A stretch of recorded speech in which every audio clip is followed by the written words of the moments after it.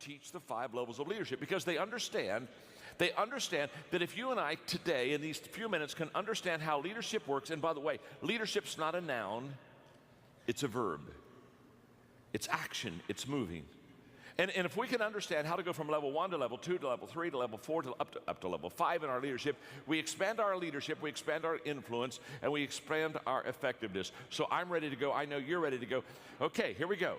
Level 1, we're going to start at the very bottom level. This is where you start. This is where we all start.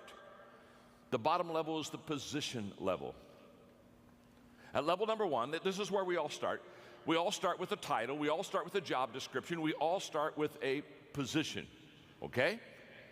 And the key word at level number 1, the key word is rights, R-I-G-H-T-S, rights. In other words, people at level number 1 follow you because they have to. In other words, you're the boss, or you have a title, or you're the supervisor, and anybody that's under that person, they just basically follow that person.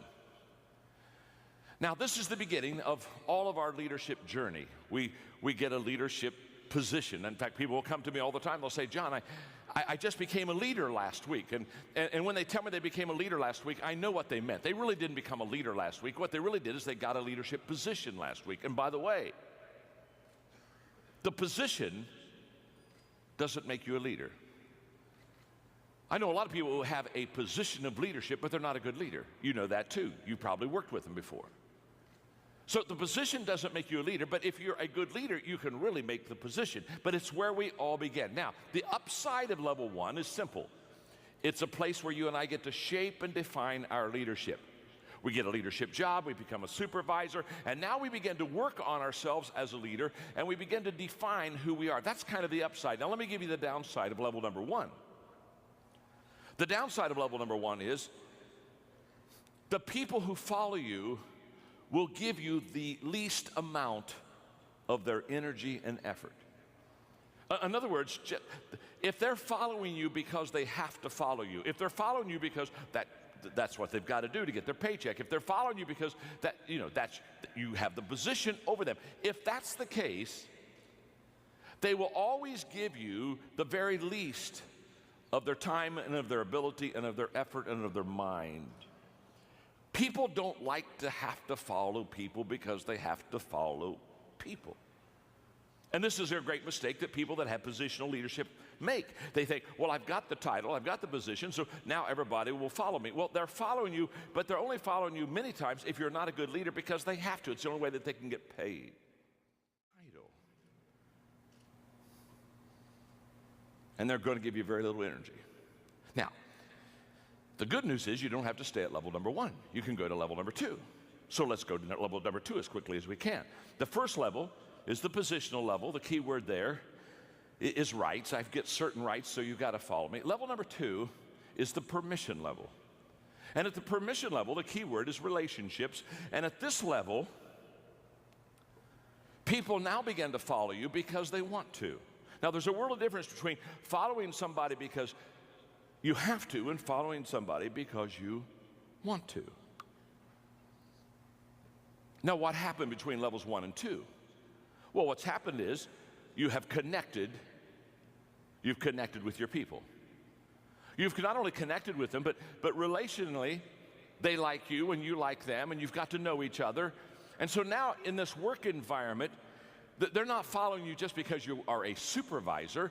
They're following you because you do have a position. You are a supervisor, but you are a supervisor that people like. And I'm always amazed.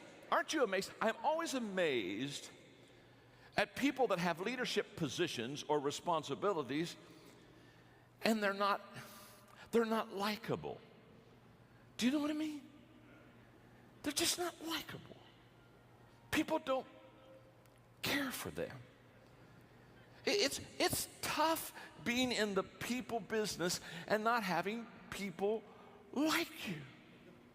It's tough. In fact, sometimes I see them and I just want to sit down with them and say, my name is John and I'm your friend. And I just want you to know, people don't like you.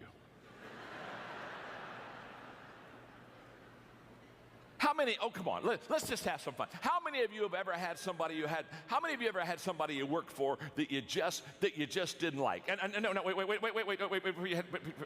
oh, that was close. Let me qualify this for you. Not in your present job situation. You understand? No. I know that is not happening where you are now. You are happy. But how many of you in another job at another time on another planet? Come on. All right, come on. How many of you ever had somebody you had to follow and they just weren't like, let's see the hands. Come on, let's get those hands. Yeah, absolutely. All right, there you are. All right, let me ask the real question. How many of you are seated beside that person right now?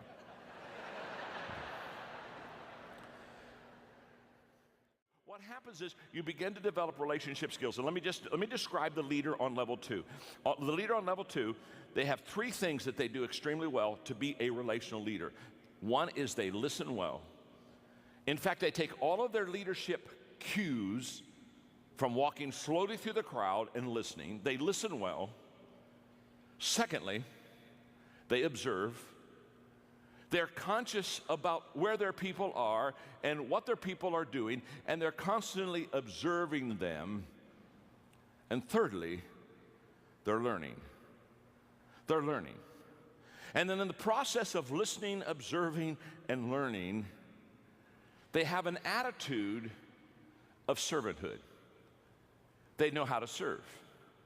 And they not only know how to serve, but they do serve. And they not only do serve, but they love to serve. One of the things that I love about Chick-fil-A, I live in Florida now, and so when I went down there, I began to talk to Chick-fil-A. People said, come on, you got to get a whole bunch of Chick-fil-A's down in my area because I lived in Atlanta and I need my Chick-fil-A fix, and they're starting to come down, and it's wonderful. But can I tell you what I love about Chick-fil-A? They have a servant culture. Level number 2, they got that wired. They've got this relationship stuff wired. It's my pleasure. How can I serve you? It's a mindset. It's a culture. And if you're going to grow as a leader, you have to grow beyond your position, beyond your title. Yes, you have a position. That's level 1. But the second level is relationships and the ability to get along with people. That's level 2. Let's go to level number 3. There's another level higher. The third level is the production level. The key word there is results. And at this level, you're starting to help the bottom line of the company. You're starting to, quote, bring home the bacon. At this level, you become effective as a leader. And you become effective as a leader on level number 3 because you produce. And the characteristics of leaders at level number 3 are very common. One is that they produce by example. In other words, they are the example for the other people that follow them how to be effective and how to be productive. You see, the greatest motivational principle in the world is that people do what people see. And too many travel agents, they're like, or too many leaders are like travel agents. They're sending people where they've never been themselves. And you want to be a tour guide. You want to take people with you. You want to say, this is the area where I've been, this is where I live, this is the area where I lead, come along and follow me. And at level number 3, your leadership begins to gain credibility because now you are fleshing out for the people around you and you are modeling for them things that they want to see, and you are starting to produce. Which something else happens because you're becoming productive in your own life. You begin to attract people that begin to be productive also. In the 21 Irrefutable Laws of Leadership that I wrote, one of the laws is the law of magnetism, and the law of magnetism just says we attract who we are, not who we want. So when I talk to leaders, often when we talk about recruiting, then I'll say, well, what kind there? Level number 4 is the people development level. This is what I live for. This is what I strive for. This is what excites me. Something magical happens when you begin to understand the most appreciable asset you have in any organization is the people of that organization. And you begin to commit yourself to developing the people within that organization, because how do you grow a company? You grow a company by growing people. And when you grow them, they increase their capacity. When they increase their capacity, they begin to increase the capacity of what you can do and what you can accomplish. Let me just share with you quickly 3 thoughts on developing people, just very quickly.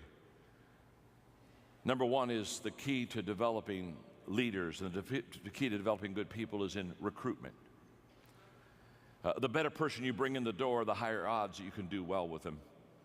I remember having lunch one time with Lou Holtz, and Lou Holtz said, John, I've had bad players on my football team, and I've had good players on my football team. And he said, just to be honest with you, I'm a better coach with good players. Of course he is. Of course he is. Let me say something. 80% of your success of equipping people to be successful is in the front door on who you bring in.